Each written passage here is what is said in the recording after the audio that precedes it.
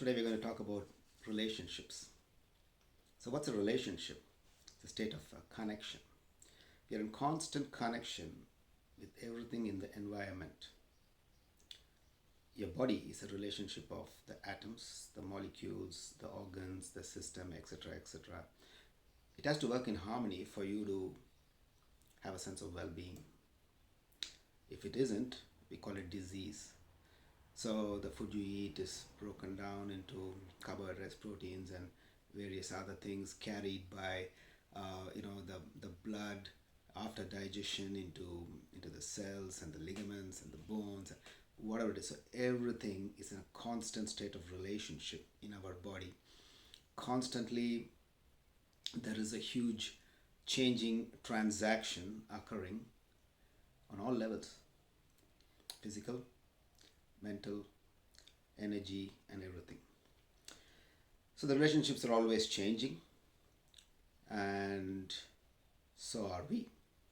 Millions of cells die, new ones are formed, things are changing in the body, the shape changes, the skin changes with depending on the relationship that has with the outside and the food you eat and everything else, the alcohol you drink. And we are in constant relationship with everything else outside. So whether it's other human beings, animals, plants, the air, the water, everything, you are constantly connected and in a relationship with everything, whether you like it or not. So we take a lot of relationships for granted. The sun is going to, come up in every morning. The air you breathe, the oxygen is in the air that is given out by the plants and the trees, processing the carbon dioxide that you breathe out. So we don't really worry about all these things. But one of the things that really do worry us and causes a lot of angst and anxiety and conflict and everything else is human relationships. Um, yeah, so the thing is, for example, like in the 1940s when American GIs went to Japan, they married the Japanese girls, came back. One of them, they had the most beautiful relationships till the Japanese girls started learning English, and then suddenly now they had views and ideas and thoughts and stuff like that, and conflict started occurring. So this kind of relationship, people love dogs and cats, but they can communicate to you on some level, but they cannot be as vocal as a human being that you are in constant interaction with, whether at work or at home or elsewhere or outside, unless you distance yourself and go to some cave in the Himalayas and stay there and do not talk to anybody or anything like that. So our relationship with humans starts from the time we are conceived with the mother, the father. We cannot do without these relationships. And then as we grow up, the parents have their own expectations and they have their own thoughts and ideas and all those things. And we take in all those things and we start formulating our own world. And if everything is in harmony, it's great. If not, we are left disappointed.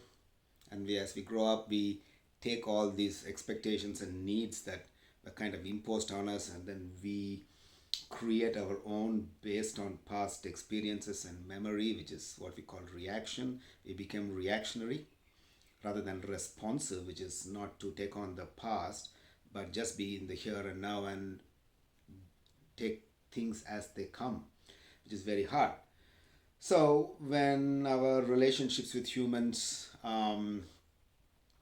is created, we sort of tend to gravitate to people who meet our expectations, who meet our needs, who kind of fit the jigsaw, and then we call them great relationships because everybody's got this. We meet their needs, they meet our needs, and everybody is in sort of harmony because our needs are met. We get validated, we have our approval, and we don't have to worry about other things. So we call it, I'm having a good relationship with this person because this is a great mental, physical, socio-economic transaction. So the transaction is a very good transaction. Then we meet people who do not meet our expectations, who do not meet our needs and wants, and they are difficult. So suddenly we have people who are difficult, and we say, this is a bad relationship. I'm not going to deal with this person anymore. So I'm going to kind of cut them out of my life, sort of thing. I won't talk to them. Marriage breakups and relationships, and then we go around trying to find somebody else who will fit the our needs, expectation, sort of wants and everything, and then we start another relationship, and there's an economic transaction again that's going on. So if you want, so is the having fantastic relationships, is it an illusion? Is it a myth? Can it occur? Can there be no war? Can everything be in harmony with everything else, especially us human beings? It can be, but there are three premises for fantastic relationship to occur. The first is I have to commit to improving my relationship. So commitment is not a feeling. It's not like, oh, I will just do it today and tomorrow feelings change and I might not do whatever it is. I'm going to commit to changing my relationship, and I'm going to put in all the necessary work that is needed: time, effort, energy, money, whatever it is. Some people do it. They have marriage counseling. They go to do couples counseling and things like that, and they're committed to changing, and they want change. The second premise of having great relationship is relationships take skill, not just goodwill. Happily lived ever after and all this fairy tale stuff is fantastic, but you need skill, and those skills have to be learned um, and practiced. And over a period of time, you will get good at having great relationships. The third most important point about having great relationships is understanding that all relationships are about self growth, reflection, and action as needed. It's a personal journey. It's really got nothing to do with the other person. So imagine you're on a plane. So you see two people. One person is excited. One person is afraid. Having a lot of anxiety and whatever it is. Is it the plane or is it your reaction to the plane? If it's the plane, you can't change the plane. Your reaction, which is based on your past memory-based systems, can be changed. But again, it takes practice. You need to do things to change that. So the same with people. So with relationships, with people, we nobody can make us feel anything we don't want to feel. So once we come to that premise, we stop the blame game. So we learn to accept that whoever comes our way is a unique, wonderful person who will never come this way again, because tomorrow their thoughts might have changed, their feelings might have changed, their whole body has changed, their parameters around us change, you have changed. So it's two unique people meeting each other. But it's very hard because we want the other person to change their behavior for us to make us feel better. So the onus on taking effort, energy, and making that change is on the other person. But now imagine in the world there are like you're in relationship with like 10 people at work and colleagues and maybe in your family and everywhere. If everybody has to change to fit your expectation, and you and everybody else has to change to fit other people's expectation, now there is a complex system wanting everybody else to change, and everybody's expectation and needs might be different. So what are we going to do? So that's the first thing. Like, so you have to put in the effort to change yourself. We can't do anything about what other people will do or won't do. So otherwise, what happens is, let's say in a relationship with the couple, self-importance and ego and needs and whatever it is. Husband comes home, he has an argument with the wife. It's like hitting a tennis ball serve in a match. She serves the ball back, and then this match keeps going on and on and on, to the point that one person gives in because there's a lot of stuff at stake. Like maybe there's a mortgage, there are kids, and they don't want to be part of the drama. They so there's always the martyr, the caregiver, the victim, the bully, and the people pleaser, the validation seeker.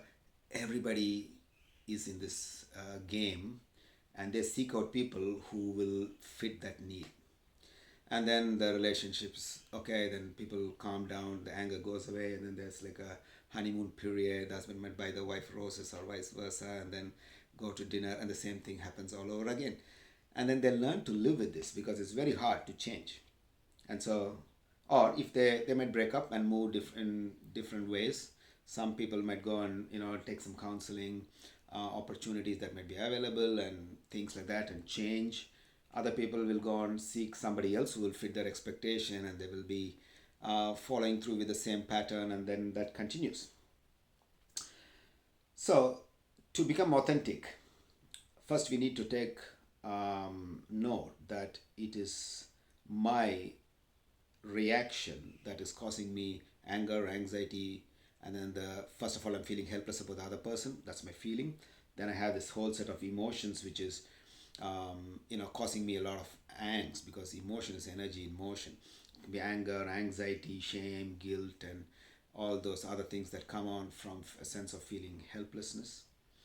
And once we come to this paradigm that I am powerless over the other people's behavior, thoughts, ideas, plans, whatever it is. And so, what am I going to do about it? I can change the way I feel, because all I'm feeling is a reaction to feeling helpless about some other person having a whole different viewpoint. So the if we start giving up this energy of self-importance, which is based on the outside world, so that person has to fit my bill and this person has to fit my ideas and expectations and all those things, two great things would happen. First of all, that amount of energy you're expending in sort of being dysfunctional about the whole process would actually help you change the way you feel and think if you internalize it. And you would actually, when you give up that ego-based self-importance, you'll catch an actual grandeur of the universe, a glimpse of the gradual grandeur of the universe. So the focus has to shift from an external world of energy expenditure to an internal world of change. So you're trying to develop yourself. Everything a person feels is because of your past reactions. And if you're in the here and now, you might be able to deal with it. So the thing is, we start moving towards self-knowledge. Self-knowledge involves relationship. Self-knowledge is a study of oneself in action with another person. When you're in a relationship with another person, watch your actions. The relationship is a process of self-evaluation and self-revelation. The relationship is the mirror in which you discover yourself. What am I doing if that person is not validating me, or am I feeling rejected? So do I get angry, and why is it? From my past, maybe memories and experiences. And once I acknowledge that, I can change that, because already awareness to any situation is like having a coffee and you're putting a spoon of sugar. The coffee's consistency and everything else has changed. The whole complexion has changed. So by bringing awareness to what's happening within you at any given point in time, based on whatever is occurring in your relationship, you will start changing the way you look at things. So a relationship that you're having with another person or whatever it is, maybe it's even your animals, will always reflect your inner world. When you have done the work in achieving authenticity and a complete in yourself, self-respect, self-love, sincerity, integrity, vulnerability become the essence of who you really are. You develop compassion, acceptance, being non-judgmental, and free others from your rigid expectation. So that's the change that has to occur. It has to be about you, and you have to change. It's not about the other person. Forgiveness is not like having this altruistic idea of like, I'll pardon the other person and let them, they did the wrong thing by me. Nobody does any wrong thing by you. That is, whatever is happening in their life is whatever is happening in their life, and they are doing what they need to do. Forgiveness is freeing people from your rigid expectation. That's it. And then once you start doing this, you will find that your heart, your mind, and your actions reflect your sincerity and your authenticity. because now you're focused on your change. It's got nothing to do with the other person. You start welcoming people who are difficult because they are the greatest catalyst for growth. So you think, right, so this person, why am I saying this person is difficult? Because of their behaviors. So now can I practice compassion, accepting the other person for who they are, for whatever it is, based on their past experiences and ideas and thoughts and whatever else has developed and made them into this person. Can I let go, let them go out of my sort of rigid expectation boundary and be free? Can I let them be free as well? The thing is, you cannot really love anybody else unless you start loving yourself. So, unless you start loving yourself, then you don't have the need for validation and approval and all the fear and other anxiety and all these things. So, then you start becoming authentic and vulnerable and innocent. So, innocent is in no sense, there's no sense, you're in the here and now, right? And that's when you start having love for everything else around you, because you acknowledge the variety, the uniqueness of everything, and have a sense of compassion. So the thing is, with reflection, you are called to be united with others, life itself, and most importantly, all aspects of who you are. You look at the way you behave, the thoughts you have, the ideas, the fears, everything, and you start working towards change. So your energy, which has been expended on the outside, trying to change other people and things and whatever it is outside your whole realm of capabilities, and a futile attempt, if I may say, you shift that energy to an inside world and you start changing you. So, welcome all relationships. The more difficult they are, the more insight and practice you will get in becoming authentic and discovering your inner self, which is unchanged and never touching. Ask yourself, you look at a photograph from the age of, say, when you are a young boy to now. So, what has changed? My body has changed, everything has changed. Only thing that hasn't changed is my essence of who I am. Not the ideas, it's not the thoughts, it's not whatever it is. So when you focus on your inner self and develop that, a whole new paradigm opens. Then you develop a sense of gratitude for others who are present in your life. Because even if you discover the smallest insight about yourself through a relationship, regardless of its duration, it has been a successful relationship. There's no bad relationship, because bad relationships are the ones that allow you to actually grow in leaps and bounds. They open up everything. So relationship between two people is like holding a rope. Coming back to sort of a relationship, romanticism, couples, work relationships, like two people holding a rope. They need to both hold it together at each end. If one lets go, the rope goes down. That's a relationship. Both should be committed to holding it, right? And both need to practice holding it, and the skill needed to hold it. Both must understand that it's about them. The whole relationship scenario is about self growth. It's about oneself and nothing else. It's got nothing to do with the other person. So the thing is, what happens if you did all this? One great thing that would happen is your environment of your home will change. Whoever you live with, kids, wife, boyfriend, girlfriend, anything. When that environment changes, that positive effect will become the essence of your home. And if you have children, that will become the essence of their children's lives. So that is the greatest thing you can give your children, is about changing yourself and having an authentic, vulnerable, innocent relationship with them, with the significant other, but it starts with yourself. And only you can do it. It's your responsibility. So responsibility is the response plus ability, which is the ability to respond at any given situation. Ask yourself, how am I responding to this situation? It's not is it a reaction which is memory based from the past, Or am I taking in the situation as it is right now, and I'm trying to formulate an authentic, vulnerable, innocent response? If you can do that, you can have a great relationship, starting with yourself. I wish you all the best and have a wonderful life.